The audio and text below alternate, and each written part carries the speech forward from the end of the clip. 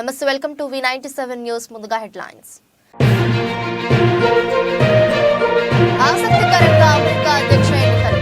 మాజీ దేశ అధ్యక్షుడు డొనాల్డ్ ట్రంప్ కు పోటీగా బరిలో నిలవనున్న మిషెల్ ఒబామా.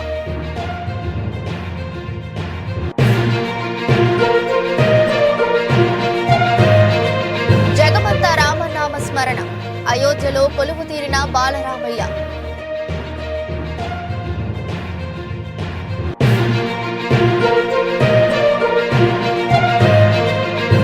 భద్రతా వలయంలో అయోధ్య మోహరించిన sleepers anti bomb squad.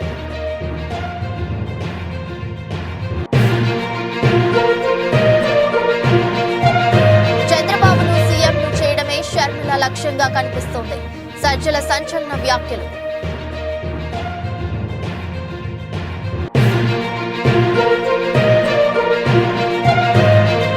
Lok Sabha బరిలో దిగుతున్న బర్రెలక్క.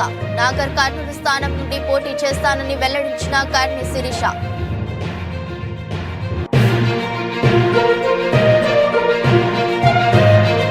భారత్ జోడో న్యాయ యాత్రలో జై శ్రీరామ్ మోదీ నినాదాలు. ఫ్లయింగ్ కిస్ ఇచ్చిన రాహుల్ గాంధీ.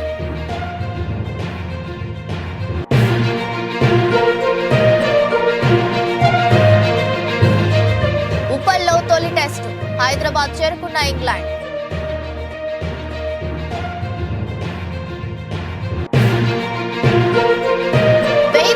మహేష్ బాబు రాజమౌళి కాంబినేషన్ లో వస్తున్న సినిమా జంగిల్ అడ్వెంచరస్ మూవీగా హాలీవుడ్ స్థాయి హంగులతో తీర్చిదిద్దుపోతున్న జక్కన్న.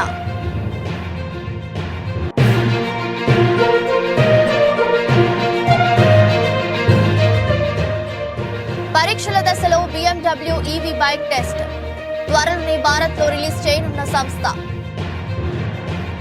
ఈ ఏడాది జరగనున్న అమెరికా అధ్యక్ష ఎన్నికల్లో మాజీ దేశ అధ్యక్షుడు డొనాల్డ్ ట్రంప్ కు పోటీగా మాజీ దేశ మొదటి మహిళ మిషెల్ ఒబామా బరిలోకి దిగనున్నారంటే అవుననే అంటున్నాయి ఆ దేశ మీడియా నివేదికలు.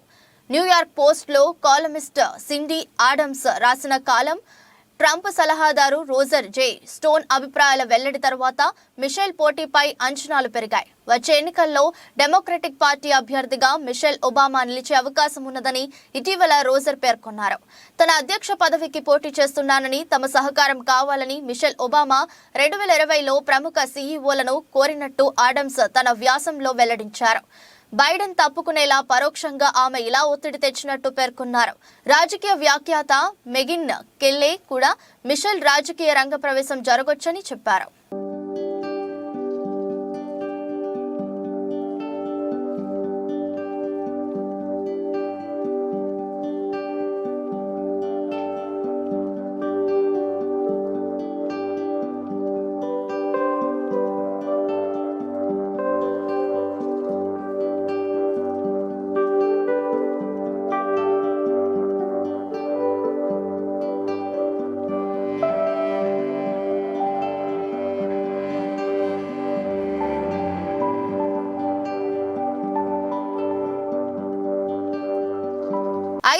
ఏళ్ల సుదీర్ఘ నిరీక్షణకు ఇవాల్టితో తెరపడనుంది.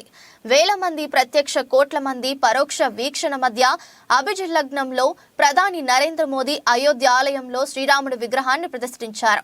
మధ్యాహ్నం 12:20 ప్రాణ ప్రతిష్ఠ కార్యక్రమం ప్రారంభమై 1 గంటకు ముగిసింది. ఆలయాన్ని సంప్రదాయ నాగర శైలిలో నిర్మించారు. 380 అడుగుల పొడవు, 250 అడుగుల వెడల్పు ఉంటుంది. 161 అడుగుల ఎత్తు ఉంటుంది. ప్రతి అంతస్తు 20 అడుగుల ఎత్తున ఉంటుంది. ఈ ఆలయ నిర్మాణంలో 392 స్తంభాలు, 44 గేట్లు ఉన్నాయి. రామ మందిరంలో ప్రతిష్ఠించనున్న విగ్రహం ఎత్తు 51 అంగుళాలు. అయోధ్యలో రాముడి విగ్రహాన్ని ప్రతిష్ఠించ సందర్భంగా రామ మందిరాన్ని రంగురంగుల విద్యుత్ దీపాలతో అలంకరించారు. పూలతో స్వర్వాంగ సుందరంగా తీర్చిదిద్దారు. అయోధ్య నగరం మొత్తం ఆధ్యాత్మిక శోభతో కలకలలాడుతోంది. రామ్ లల్లా విగ్రహ ప్రతిష్టాపన సందర్భంగా దేశవ్యాప్తంగా రామనామ స్మరణతో మారుమ్రోగుతుంది. అయోధ్య నగరం మొత్తం వేల క్వింటాళ్ల పూలతో అలంకరించారు. రామాలయాన్ని 3000 కిలోల పూలతో అలంకరించారు. అయోధ్య ధామ్లోని ప్రతి ప్రదేశం దేదీప్యమానంగా ఉంటుంది. అయోధ్యకు వెళ్లే వివిధ రహదారులను కూడా పువ్వులు దీపాలతో అలంకరించారు. దేశంలోని వందలాది దేవాలయాల్లో రామ్ చరిత్ మానస్ పారాయణం జరుగుతుంది. ప్రాణ ప్రతిష్ఠ కార్యక్రమాన్ని మంగళ ధ్వని మధ్య నిర్వహిస్తున్నామని రామ జన్మభూమి తీర్థక్షేత్ర ట్రస్ట్ తెలిపింది. దేశంలోని వివిధ రాష్ట్రాల్లో ప్రఖ్యాతగాంచిన 50 సంగీత వాయిద్యాలకు ఒకే వేదికపై చోటు కల్పించినట్లు ట్రస్ట్ తెలిపింది. మొత్తం 2 గంటల పాటు మంగళ ధ్వని కార్యక్రమం ఉంటుంది. రామ మందిర ప్రారంభోత్సవానికి 7,000 మంది అతిథులను ఆహ్వానించారు. వారిలో 506 మంది అత్యంత ప్రముఖులు ఉన్నారు. ఈ ఆధ్యాత్మిక కార్యక్రమంలో సినీ, వ్యాపార, క్రీడా ప్రముఖులు పాల్గొన్నారు. अयोध्या धाम के रूप में जो कि स्वयं पर ब्रह्म का ही स्वरूप है, वो इस धरा धाम के रूप में भक्तों को दर्शन देते हैं।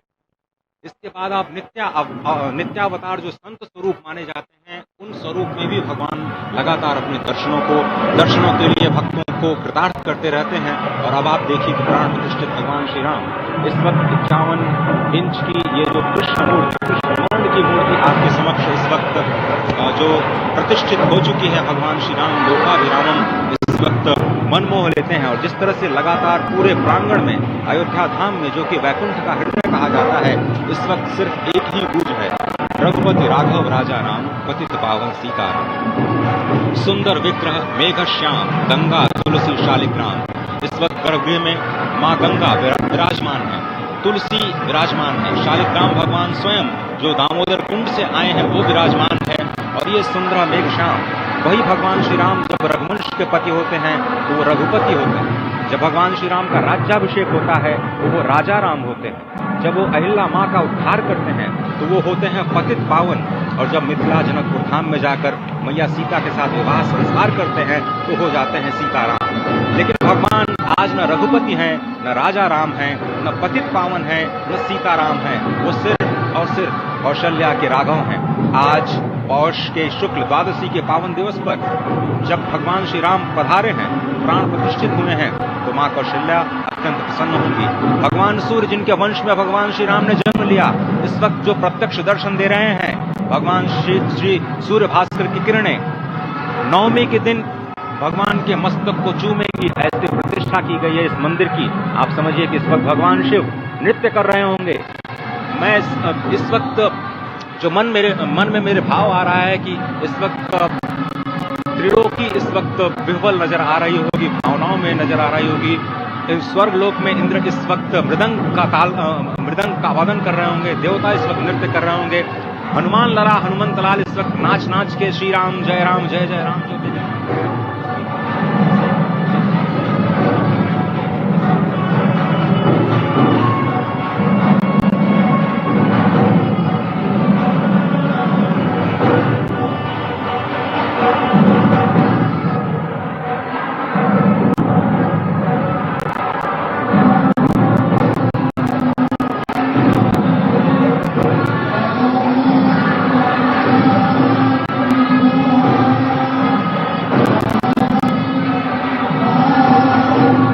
యావత్ దేశం సుదీర్ఘ కాలంగా ఎదురు చూస్తున్న ఆ రోజు రానే వచ్చింది. 500 ఏండ్ల కల మరికొన్ని గంటల్లో సాకారం కానుంది. సోమవారం మధ్యాహ్నం చారిత్రాత్మక ఘట్టం ఆవిష్కృతం కానుంది. రాజు జన్మభూమి అయోధ్యలో బాలరాముడి విగ్రహ ప్రాణ ప్రతిష్ఠ కార్యక్రమం అంగరంగ వైభవంగా జరగనుంది. మధ్యాహ్నం 12:15 నుంచి మధ్యాహ్నం 1 గంట వరకు ఈ వేడుక జరగనుంది. ప్రధాని మోదీ చేతుల మీదుగా బాలరాముడి ప్రాణ ప్రతిష్ఠ కార్యక్రమం జరుగుతుంది. ఆలయ ప్రారంభోత్సవానికి 7,000 మంది అతిరథ మహారథులు హాజరు కానున్నారు. ఈ నేపథ్యంలో 13,000 మందితో అయోధ్యలో ప్రతిష్ఠ భద్రతను ఏర్పాటు చేశారు. ఇప్పటికే అయోధ్య నగరం భద్రతా వలయంలోకి వెళ్లిపోయింది. ఉత్తరప్రదేశ్ పోలీసులతో పాటు ఏటీఎస్ కమాండోలు, సిఆర్పీఎఫ్ దళాలు, యాంటీ డ్రోన్ జామర్లను ఏర్పాటు చేశారు. యాంటీ బాండ్ స్క్వాడ్ స్వీపర్లు మోహరించారు. నగరంలో 10,000 సీసీటీవీ కెమెరాలను ఏర్పాటు చేశారు. వీటిల్లో ఏఐ ఆధారిటీ టెక్నాలజీని వినియోగిస్తున్నారు. డ్రోనర్లతో నగరంపై ఓ కన్నేసి ఉంచారు. ఇక ధరంపత్, రాంపత్, హనుమాన్ గర్హి ప్రాంతం, అర్షర్పి భవన్ వీధుల్లో పోలీసులు పెద్ద సంఖ్యలో మోహరించారు. సరయూ నది వెంబడి ఎన్టీఆర్ఎస్ సిబ్బందితో భద్రత ఏర్పాటు చేశారు. అయోధ్యకి వెళ్లే అన్ని మార్గాల్లో ప్రత్యేక చెక్ పోస్టులను ఏర్పాటు చేశారు. ప్రతి వాహనాన్ని క్షుణ్ణంగా తనిఖీ చేసిన తర్వాతే పంపిస్తున్నారు. అయోధ్యలో పలు మార్గాల్లో ట్రాఫిక్ ఆంక్షలు విధించారు. పాసులు ఉన్న వారికి మాత్రమే ఆలయ ప్రాంగణం వద్దకు అనుమతిస్తున్నారు.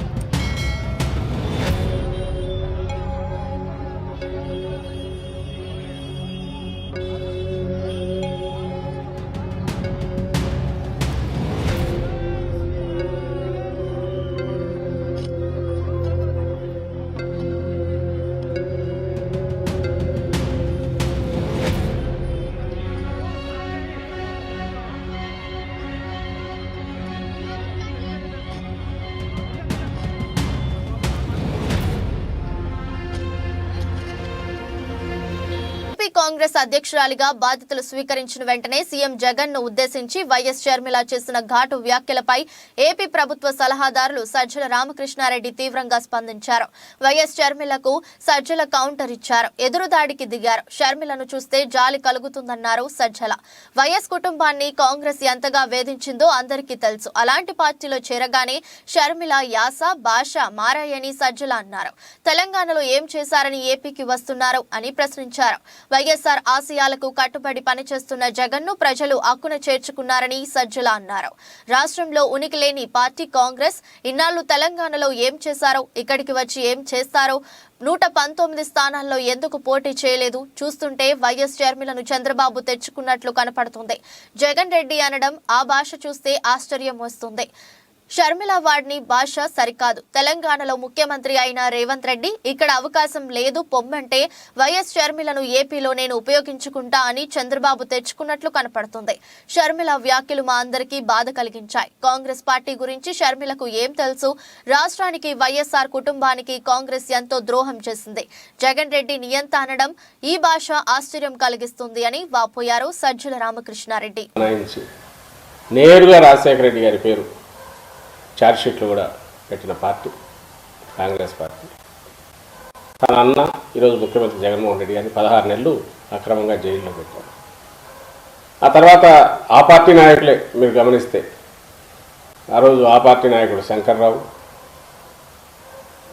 అలాగే ఇటువైపు నుంచి టీడీపీ నుంచి ఎర్రనాయుడు గారు, ఇంకొకరు అశోక్ గజపతిరాజు, వాళ్ళు కలిసి వేసిన కేసులు, ఉమ్మక్కై వేసిన కేసు. ఆ కేసులో ఛార్జ్షీట్లో రాజశేఖర రెడ్డి గారి పేరు పెట్టింది పార్టీ. సోనియా గాంధీ గారు చెప్తేనే పెట్టామని చెప్పి తర్వాత శంకర్రావు గారు ఆయనే తనంతట తానే మీడియాతో కూడా చెప్పారు. అలాగే తర్వాత ఇప్పుడు ఆ పార్టీ నుంచి బయటకు వచ్చినట్టున్నారు గులాం నబీ ఆజాద్ గారు. ఆయన కూడా జగన్మోహన్ రెడ్డి గారు మాట విని ఉంటే ఈ కేసులు పెట్టేవాళ్ళం కాదు. కొల్లాపూర్ అసెంబ్లీ నియోజకవర్గం నుండి ఇండిపెండెంట్ అభ్యర్థిగా నామినేషన్ వేసి సెన్సేషన్ క్రియేట్ చేసిన బర్రెలక్క లోక్సభ ఎన్నికల్లో పోటీకి సిద్ధమవుతున్నారు. నాగర్ కర్నూలు స్థానం నుండి పోటీ చేస్తానని బర్రెలక్క వెల్లడించారు. బర్రెలక్క అసలు పేరు కర్ణే శిరీష. డిగ్రీ చదువుకున్నా బర్రెలు కాసుకుంటున్నా అంటూ ఆమె చేసిన వీడియో అప్పట్లో చాలా వైరల్ అయింది. ఆ తర్వాత ఆమె పేరు కాస్త బర్రెలక్కగా మారిపోయింది. పోటీ పరీక్షలు రాసి విసిగిపోయిన బర్రెలక్క ఎన్నికల్లో పోటీ చేసి గెలిచి నిరుద్యోగులకు న్యాయం చేయాలని భావించారు. ఉమ్మడి మహబూబ్ నగర్ జిల్లా కొల్లాపూర్ నియోజకవర్గం నుండి స్వతంత్ర అభ్యర్థిగా పోటీ చేశారు. కాంగ్రెస్ అభ్యర్థి జూపల్లి కృష్ణారావు అక్కడ విజయం సాధించారు. అయితే బర్రెలక్కకు 6,000 ఓట్లు దక్కాయి. ఓటమి విషయంలో కాస్త నిరాశ పాలైనా తన పట్టుదల మాత్రం వీడలేదు బర్రెలక్క. ఇప్పుడు లోక్సభ ఎన్నికల బరిలోకి దిగుతున్నారు. లోక్సభ ఎన్నికల్లో బర్రెలక్క నాగర్ కర్నూలు స్థానం నుంచి పోటీ చేస్తానని ప్రకటించారు. అసెంబ్లీ ఎన్నికల ఫలితాలు నేర్పిన పాటలను దృష్టిలో పెట్టుకుని ఈసారి ఆచితూచి అడుగులు వేస్తానని చెప్తున్నారు. బర్రెలక్కకి సోషల్ మీడియాలో అనేక ప్లాట్ఫామ్లలో లక్షల సంఖ్యలో అభిమానులు ఉన్నారు. కంచె ఐలయ్య, జేడి లక్ష్మీ నారాయణ వంటి వారు కూడా బర్రెలక్కకి సపోర్ట్ చేశారు. ఆర్థికంగా అనేక మంది విరాళాలు ఇచ్చారు. ఉన్నంతలో విస్తృతంగా ప్రచారం చేసిన ఆయన ఇవేమి కొల్లాపూర్లో పని చేయలేదు. మరి నాగర్ కర్నూలు బరిలో ఎంపీ అభ్యర్థిగా గెలవాలంటే అక్కడ నిలబడుతున్న ఇతర పార్టీల అభ్యర్థులను గట్టిగానే ఢీకొట్టాలి. బర్రెలక్క మరి ఎలాంటి ప్రణాళికతో వెళ్తారో చూడాలి. అండి అందరికీ, నేను మీ బర్రెలక్క. చాలా మంది నన్ను అడుగుతున్నారు, అక్క ఎంపీగా పోటీ చేస్తున్నావా అని చెప్పేసి. 100% ఎంపీగా పోటీ చేస్తున్నా నాగర్ కర్నూలు నుంచి. సో ఎమ్మెల్యేగా పోటీ చేసా, ఏదో ఓడిపోయినా అని నేనేం వెనకడుగు వేయను. ఎంపీగా పోటీ చేస్తా, నెక్స్ట్ ఎమ్మెల్సీగా కూడా పోటీ చేస్తా, గెలిచే వరకు పోటీ చేస్తా. ఒక నిరుద్యోగి తలుచుకుంటే ఏమైనా చేయగలరు అని ప్రపంచానికి చాటి చెప్పే విధంగా నేను ఖచ్చితంగా పోటీ చేస్తా. అదేవిధంగా మీ అందరు నాకు సపోర్ట్ చేయండి. సపోర్ట్ చేసి నన్ను కూడా మీ ఫ్యామిలీగా భావించి, నాకు సరే ఎమ్మెల్యేగా ఏదో ఓడిపోయినా కానీ ఏదో కొంచెం బాధ అనిపించింది. ఎంపీగా గెలిపిస్తారన్న ఆశతో మళ్ళీ ఎంపీగా పోటీ చేస్తున్నా. కాంగ్రెస్ భారత్ జోడో న్యాయ యాత్ర ఆదివారం అస్సాంలో కొనసాగింది. ఈ సందర్భంగా అనూహ్య ఘటన చోటు చేసుకుంది. రాహుల్ గాంధీ బస్సులో సోనిత్పూర్ జిల్లా గుండా వెళ్తుండగా అక్కడ పెద్ద సంఖ్యలో ఉన్న ప్రజలను చూసి బస్సును ఆపి వాళ్లను కలుసుకోవడానికి క్రిందికి వచ్చారు రాహుల్ గాంధీ. అక్కడే ఉన్న కొందరు జై శ్రీరామ్, మోదీ మోదీ అంటూ పెద్ద ఎత్తున నాదాలు చేశారు. దీంతో భద్రతా దళాల సూచనల మేరకు రాహుల్ బస్సులో కూర్చొని ప్రజలకు ఫ్లయింగ్ కిస్సులు ఇచ్చారు. కాంగ్రెస్ ఎంపీ రాహుల్ గాంధీ తలపెట్టిన భారత్ జోడో యాత్ర ఆదివారం అస్సాం చేరుకుంది. ఇందుకు సంబంధించి విడుదల చేసిన ఒక వీడియోలో రాహుల్ గాంధీ భారత్ జోడో యాత్ర బస్సు నుండి దిగారు. బీజేపీ జెండాలను పట్టుకున్న వారి వైపునకు దూసుకెళ్లారు రాహుల్ గాంధీ అక్కడికి చేరుకోగానే అక్కడ నిల్చున్న జనం జై శ్రీరామ్, మోదీ మోదీ అంటూ నాదాలు చేశారు. వారి చేతుల్లో త్రివర్ణ పతాకం, కాషాయి జెండా కూడా ఉన్నాయి. అయితే కాంగ్రెస్ ఎంపీలు బస్సు దిగిన వెంటనే భద్రతా సిబ్బంది, పార్టీ కార్యకర్తలు వారిని బస్సు లోపలికి తీసుకెళ్లారు. అనంతరం బస్సులో కూర్చున్న రాహుల్ గాంధీ నినాదాలు చేస్తున్న వారిపైన చూసి ఫ్లయింగ్ కిస్సులు ఇచ్చారు. ఇందుకు సంబంధించిన వీడియో ప్రస్తుతం నెట్టింట తెగ వైరల్ అవుతుంది. ఇక నాగోన్ చేరుకున్న కాంగ్రెస్ ఎంపీ రాహుల్ గాంధీ ప్రధాని నరేంద్ర మోదీని, అస్సాం ముఖ్యమంత్రిని తీవ్రంగా విమర్శించారు.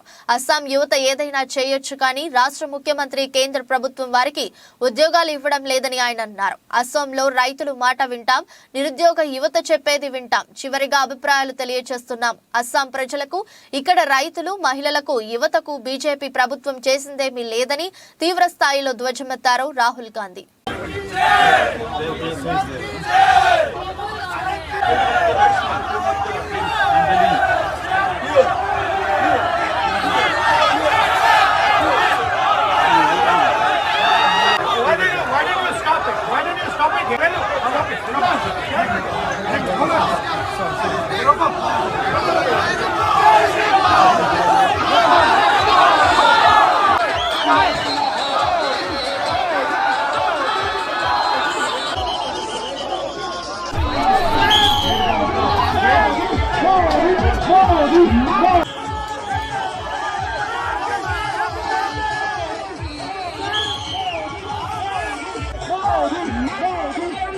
ఇంగ్లాండ్ జట్టు 5 టెస్టుల సిరీస్ కోసం భారత్ కు చేరుకుంది. తొలి టెస్టుకు వేదికైన హైదరాబాద్ బెన్ స్టోక్స్ సారథ్యంలోని ఇంగ్లీష్ జట్టు అడుగు పెట్టింది.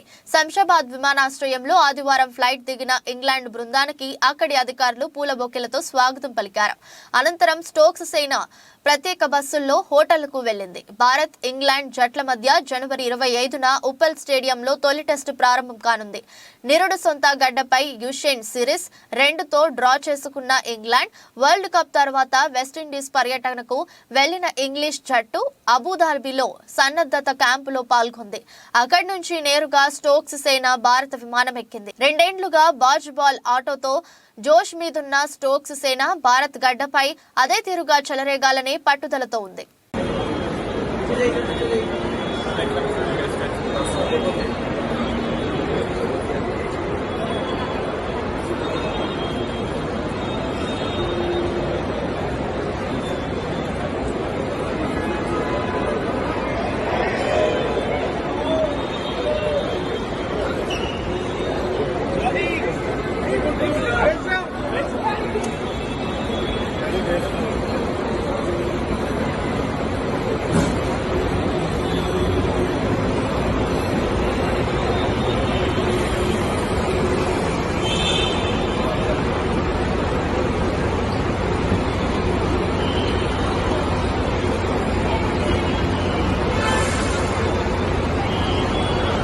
RRR సినిమాతో అగ్రదర్శకుడు రాజమౌళి ప్రపంచ వ్యాప్తంగా సినీ ప్రేమికుల హృదయాలను గెలుచుకున్నారు.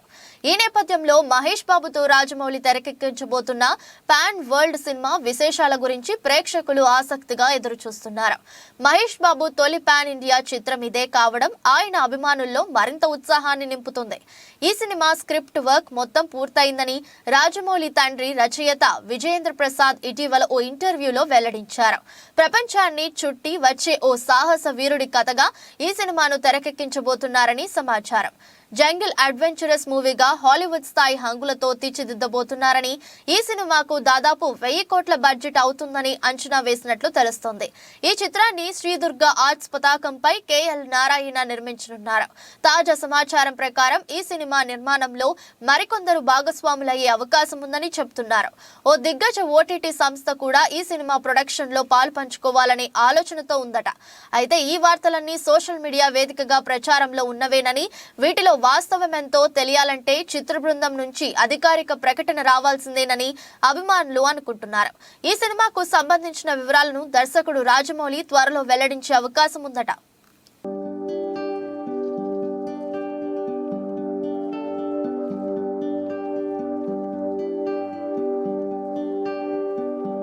బైక్ కంపెనీలు మాత్రం ఈవీ వాహనాల రిలీజ్ విషయంలో ఆచితూచి వ్యవహరిస్తున్నాయి. ముఖ్యంగా ప్రపంచవ్యాప్తంగా BMW కంపెనీకు ఉన్న క్రేజ్ వేరు. ఈ కంపెనీ రిలీజ్ చేసే బైక్స్ పై ప్రత్యేకంగా ఆసక్తి చూపుతారు. అయితే తాజాగా BMW CE 02 గురించి ఓ వార్త హల్చల్ చేస్తుంది. BMW CE 02 ఎలక్ట్రిక్ స్కూటర్ భారతదేశంలో మరోసారి పరీక్షించారు. బెంగళూరు సమీపంలో టెస్ట్ మ్యూల్ ని కొంత ఔత్సాహికులు స్పాట్ చేశారు. ప్రపంచ వ్యాప్తంగా ఈవీ వాహనాల క్రేజ్ బాగా పెరిగింది. ముఖ్యంగా పెరుగుతున్న పెట్రోల్ ధరలకు ప్రత్యామ్నాయంగా ప్రజలు ఈవీ వాహనాలను వాడడానికి ఇష్టపడుతుండటంతో వీటి డిమాండ్ అనూహ్యంగా పెరిగింది. దీంతో టాప్ కంపెనీల దగ్గర నుంచి స్టార్టప్ కంపెనీల వరకు అన్ని ఈవీ వాహనాలను రిలీజ్ చేస్తున్నాయి. అయితే లగ్జరీ బైక్ కంపెనీలు మాత్రం ఈవీ వాహనాల రిలీజ్ విషయంలో ఆచితూచి వ్యవహరిస్తున్నాయి. ముఖ్యంగా ప్రపంచ వ్యాప్తంగా BMW కంపెనీకు ఉన్న క్రేజ్ వేరు. ఈ కంపెనీ రిలీజ్ చేసే బైక్స్ పై ప్రత్యేకంగా ఆసక్తి చూపుతారు. అయితే తాజాగా BMW CE 02 గురించి ఓ వార్త హల్ చేస్తుంది.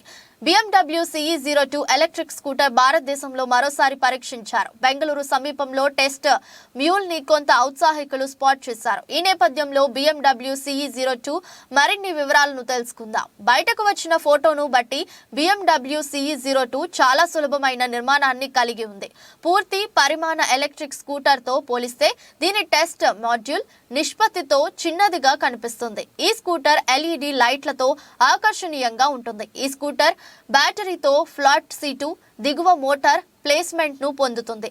CE 02 LED lighting, reverse gear, keyless operation, USB charging port, 3.5 అంగుళాల TFT స్క్రీన్, ABS వంటి ఫీచర్లను BMW అందిస్తుంది. BMW CE 02 2 kWh బ్యాటరీతో పవర్ పొందుతుంది. ఈ స్కూటర్ సింగిల్ లేదా డ్యూయల్ బ్యాటరీ సెటప్ తో వస్తుంది. ఈ స్కూటర్ 90 కిలోమీటర్ల పరిధిని అందిస్తుందని మార్కెట్ నిపుణులు అంచనా వేస్తున్నారు. అలాగే 95 కిలోమీటర్ల గరిష్ట వేగాన్ని అందించే అవకాశం ఉంది. ఇది USD పోక్స్ లో సర్దుబాటు చేయగల వెనుక షాక్లపై రైడ్ చేస్తుంది. 220 mm వెనుక డిస్క్ తో 239 mm front disc braking system అందరినీ ఆకర్షిస్తుంది. అయితే ఈ స్కూటర్ రాబోయే నెలల్లో భారతదేశంలో ప్రారంభించే అవకాశం ఉందని తెలుస్తోంది.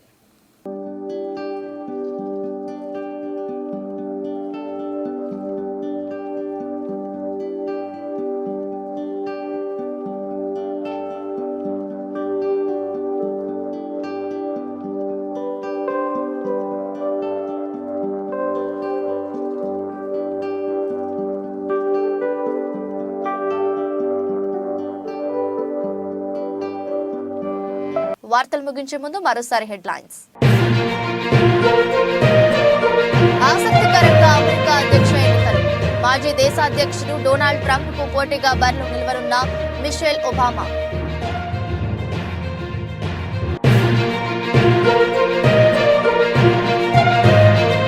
జగమంత రామనామ స్మరణ. అయోధ్యలో కొలువు తీరిన బాలరామయ్య.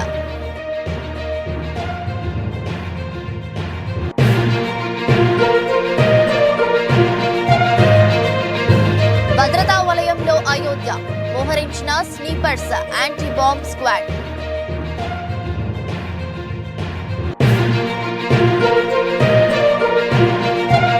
చంద్రబాబును సీఎంను చేయడమే షర్మిల లక్ష్యంగా కనిపిస్తోంది. సజ్జల సంచలన వ్యాఖ్యలు.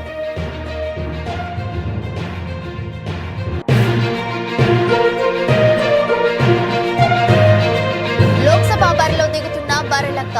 నాగర్ కర్నూలు స్థానం నుండి పోటీ చేస్తానని వెల్లడించిన కర్ణి శిరీష.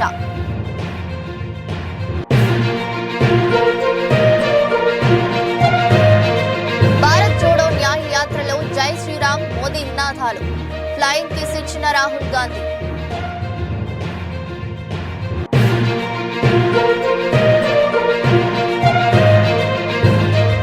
ఉప్పల్లో తొలి టెస్టు, హైదరాబాద్ చేరుకున్న ఇంగ్లాండ్.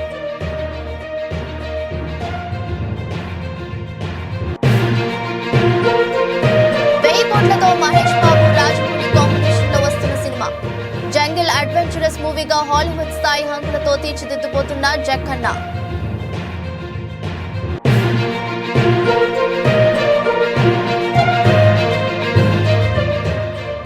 పరీక్షల దశలో BMW EV బైక్ టెస్ట్, త్వరలోనే భారత్ లో రిలీజ్ చేయనున్న సంస్థ. ఇది రోజు బులెటిన్. మరో బులెటిన్లో మళ్ళీ కలుద్దాం. అంతవరకు సెలవు. నమస్కారం.